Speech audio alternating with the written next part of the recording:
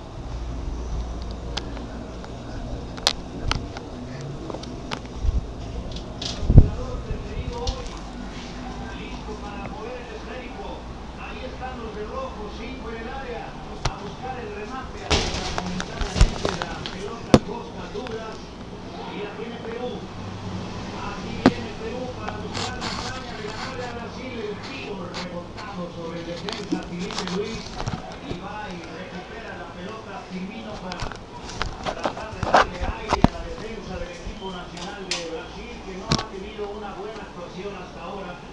En el primer tiempo tuvo destellos en el equipo brasileño, pero nada más.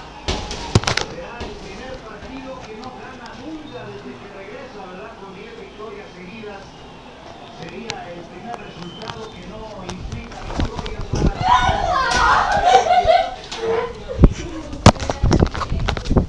¡1, 2, 3 por el Ángel!